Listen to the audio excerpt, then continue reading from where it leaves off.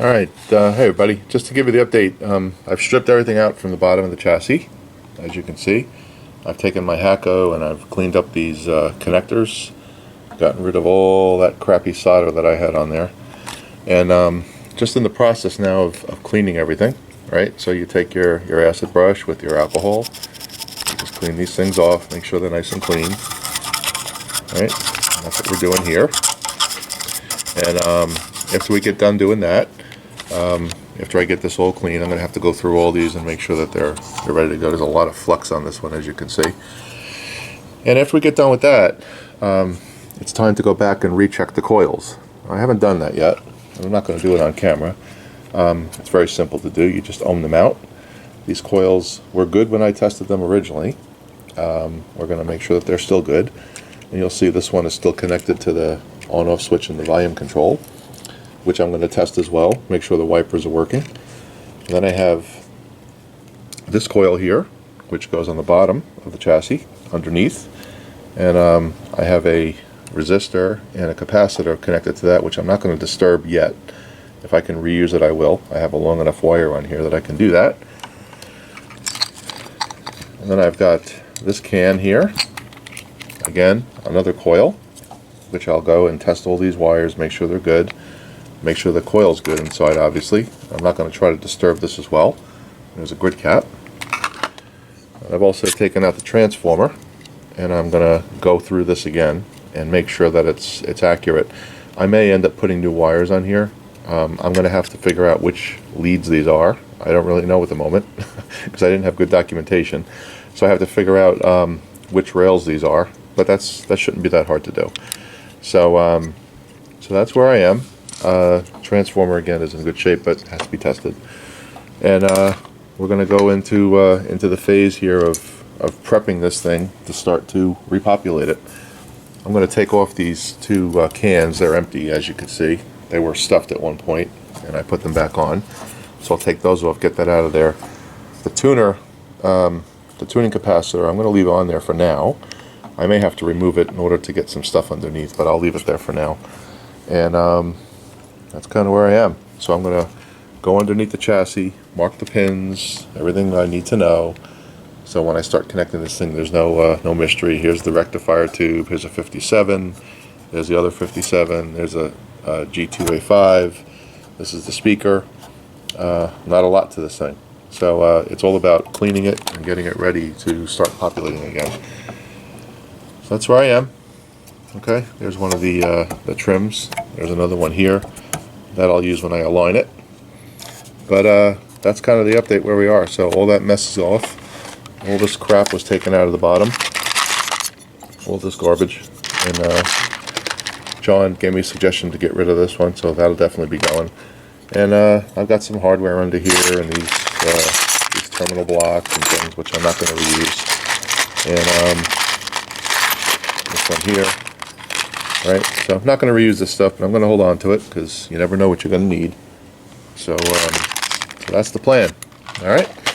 So I'm going to get busy getting this thing cleaned and prepped, and then first thing I'm going to do is connect all the filaments together once I get everything all ready to go, and I'll follow the schematic for that, and then start marking it off with an orange marker. Right, that's the way we do it. So, all right, that's it, folks. Short video. Talk to you later. This is Ron. Bye.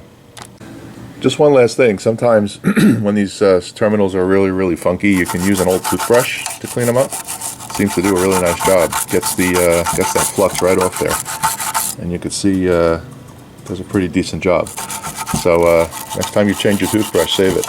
Alright, thanks. Bye. Alright, here's a quick update on the transformer. So I took a look at the schematic and my primary windings here are listed as brown. And the 2.5 volt winding is red.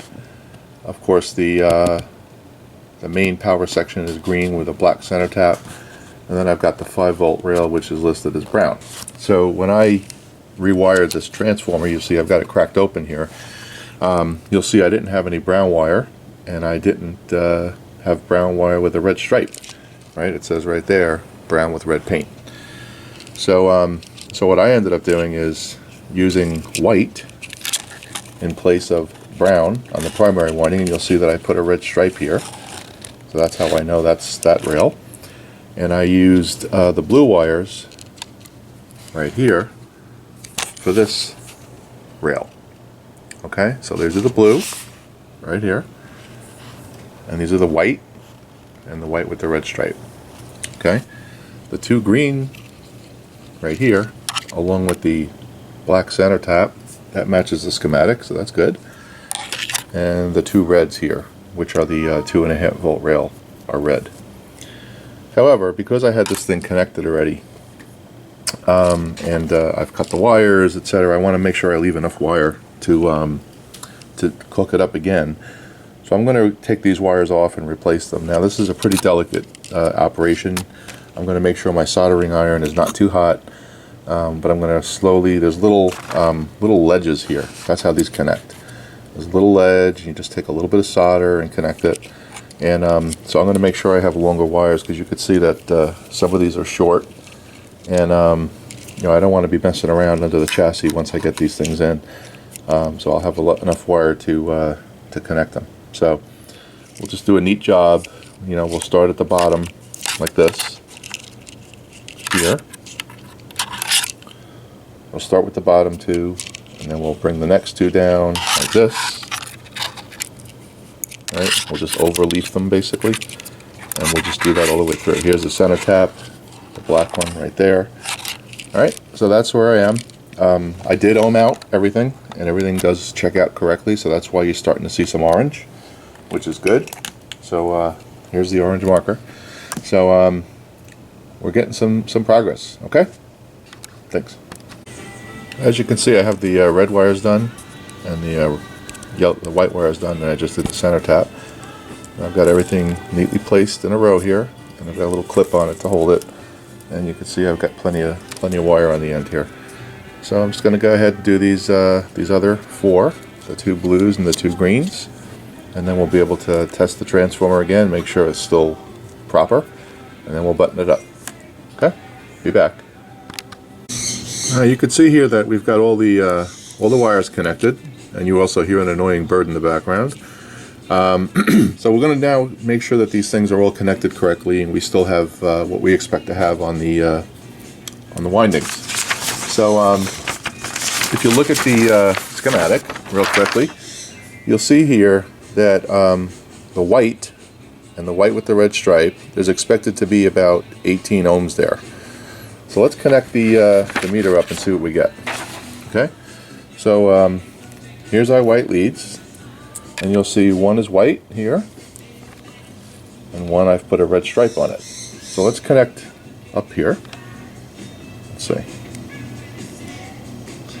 There's one side, and we'll connect the other side up here.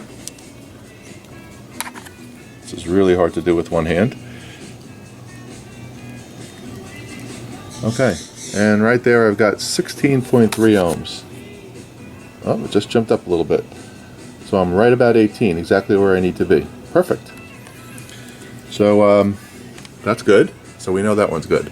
Let's take a look at the red windings, make sure we've got connectivity. So here's our red wire. And we'll connect the other side to the red here.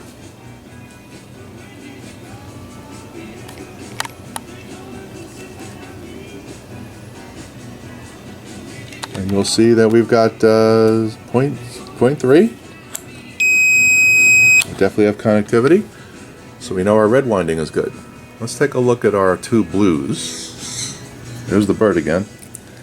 Alright, so we'll take a look at the blues. Here's the first wire connected. And the second one will connect right here.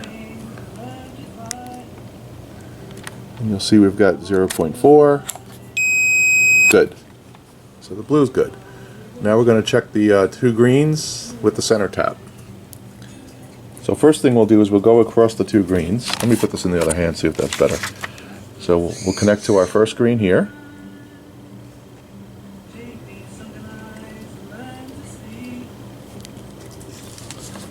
Okay. And here's our second green. And you'll see we have 685 ohms approximately. And you'll see here on the schematic they're looking for 650. So that's close enough. So now we're going to take one side off and we're going to connect it to this black lead, which is the center tap. I should get about 300 and change. Alright, that's good. 327. I'm now going to move this lead from the first green over to the second green. And I get 356. So that tells me that all my windings are good.